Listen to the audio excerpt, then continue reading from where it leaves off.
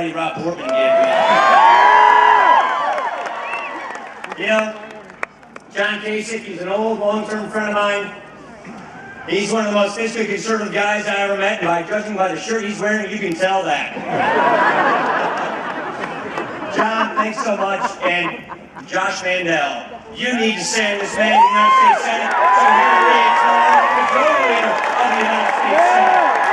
Josh, we are with you, buddy. And thanks for sending a great member of Congress, one of my buddies in the House, Pat Tiberi. He is a conscientious, smart leader. It is good to be back here in Big Ten country. You know, I think the season opener is my alma mater, Miami of Ohio. Go Miami, huh? All right. There's one football game I never miss every year, whether it's in person or on TV, and that's the Buckeyes versus the Badgers. What a great rivalry we have. Go Bucks! Okay, go Bucks. All right. You know, we've got a big decision to make as a country. This is a clear choice, and this is not your ordinary election. This is not who's going to be president for the next 4 years. This is what kind of country are we going to have for the next generation for ourselves and our families.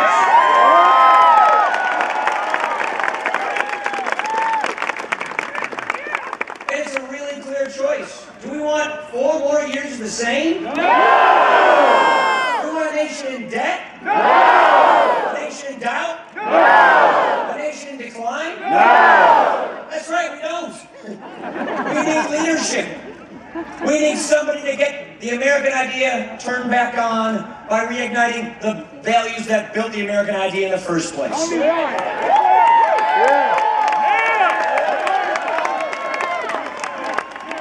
Here's the problem.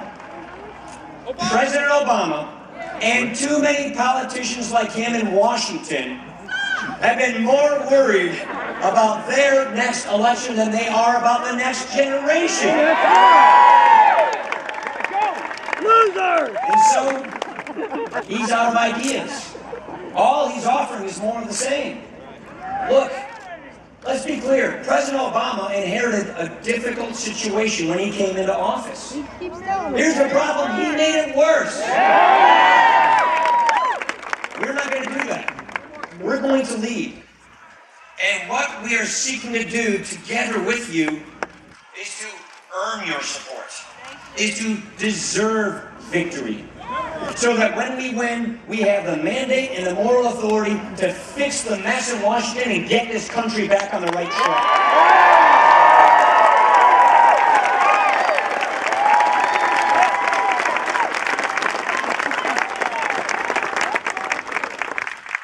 But it requires leadership. It requires people of vision and courage and principles. You know, the historians tell you the qualities that make a great leader. A person has to have a bedrock of principles, a moral compass, a vision for the future, and the proven experience and ability to execute that vision, to put it in place. The man who has those qualities is the man who's standing next to me. His name is Mitt Romney, and he's going to be the next president.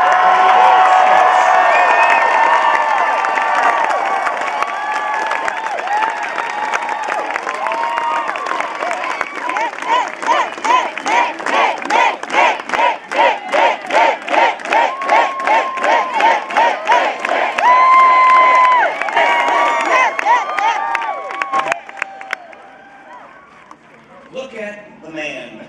Look at the experience. This is a family man. Remember the Olympics back in the late 1990s? Remember all the reports of corruption, of wasteful spending, of bloated spending? It sounds kind of familiar today, doesn't it? This is the mess they had in Utah and Salt Lake. What did they do? They looked around the country and they said, who is a leader that can help us fix this mess and get the country and the Olympics back on the right track? It was Mitt Romney. And he'll make us proud again.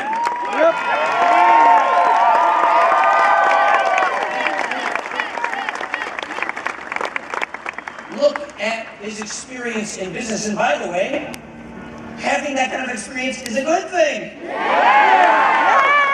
Being successful in business is a good thing. When people work hard, when people take risks, when people succeed, we should be proud of that. We don't resent people's success. We want to emulate it.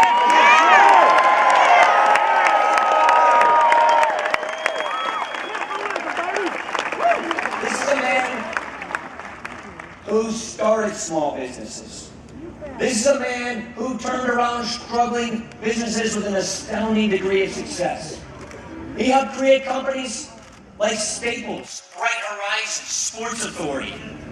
This is a man who I am so proud to stand by, who through his personal experience and values knows that if you have a business, you did build that.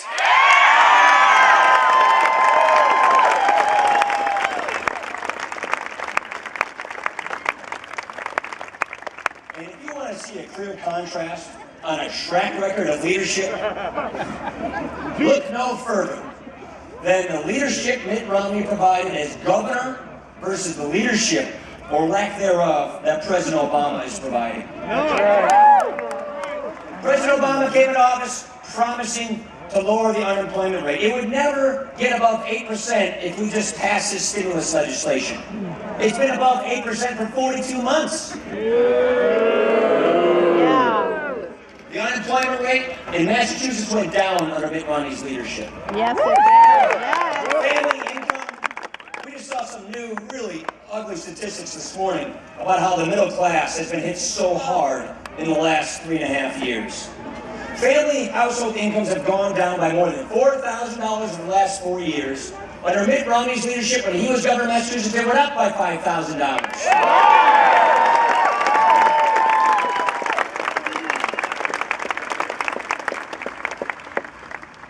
We have nearly 1 in 6 Americans today who are living in poverty today. That's the highest rate we've seen in a generation.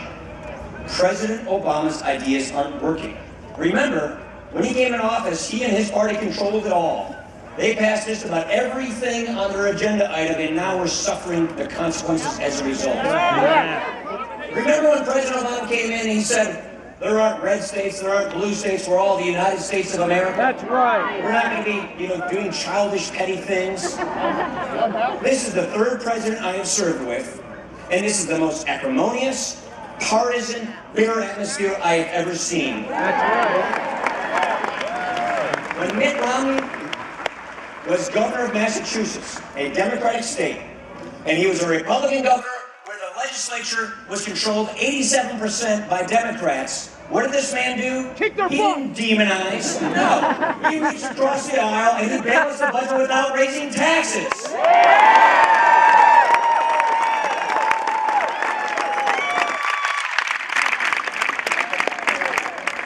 The credit rating of Massachusetts was improved, and for the first time in the history of our country, because of a lack of leadership, the credit rating of our nation was downgraded under President Obama. You see, he's run out of ideas. He can't run on this miserable record. So what's he got left? Nothing. He's going to divide this country. He's going to distort our record. He's going to demagogue. He's going to try and do this to try and win an election by default. Hope and change has now become attack and blame. It's a campaign based on anger and frustration. And you know what? We're not going to fall for it, are we?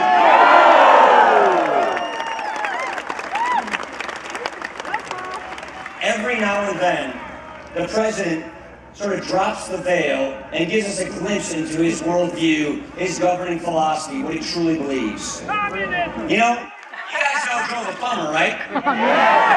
Remember that comment, we're just going to spread the wealth around? It's this belief that the economic pie is fixed, that one person's gain necessarily comes at another person's loss. It's the idea that the pie is fixed and it's the government's job to redistribute the slices of the pie how they see fit. That's a bunch of baloney. And I'm not talking Oscar Mayer baloney, that's just a bunch of baloney. We want to grow the pie so everybody has a chance at the American idea. We want to restore the right to rise. We want upward mobility. We want every American to be able to achieve her potential. That's what we do in America. That's the American idea. Remember when he was talking to a group of donors in San Francisco, and he said people like us from these Midwestern states, we like to cling to our guns and our religion. All I'm going to say is one thing. This Catholic deer hunter is guilty as charged in that plan.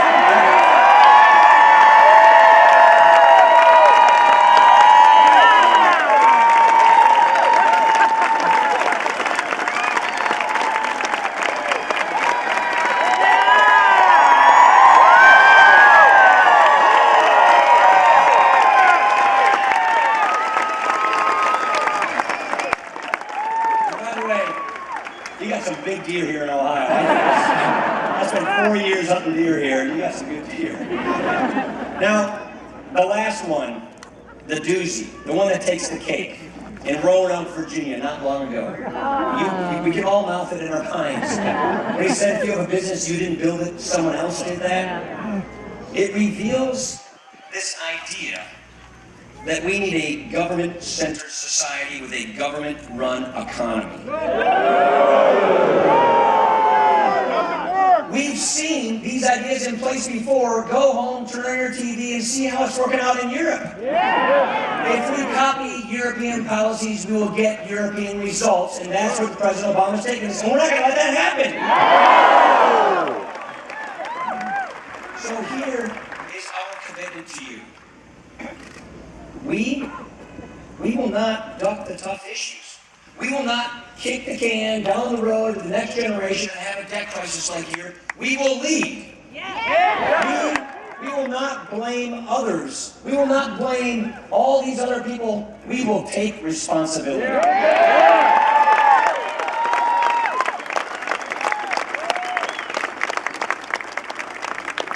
And most importantly, we will not try to transform this country into something it was never intended to be.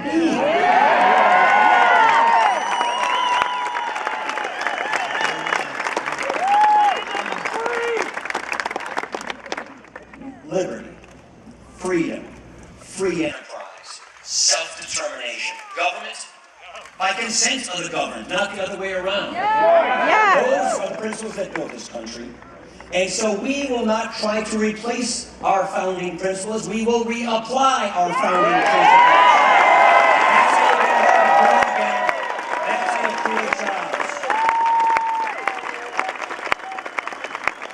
It takes leadership. You've got a courageous governor who's doing such great things. Imagine how many more jobs we can create if we fix the mess in Washington. It's going to take leadership. We have a plan for a stronger middle class, for a higher take-home pay, for more jobs, but it's more than just that. It's about reclaiming the idea of this country. It's the only nation founded on an idea. It's precious. Our rights come from nature and God, not from government.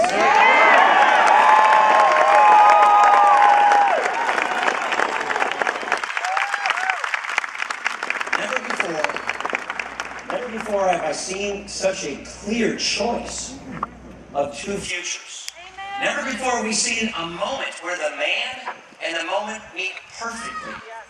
Mitt Romney is the exact kind of leader we need for this exact time. Ladies and gentlemen, I am so proud to be standing here with this man. I am so proud to be traveling to Buckeye State with this man. I am so proud to be saying I'm standing next to the next president of the United States.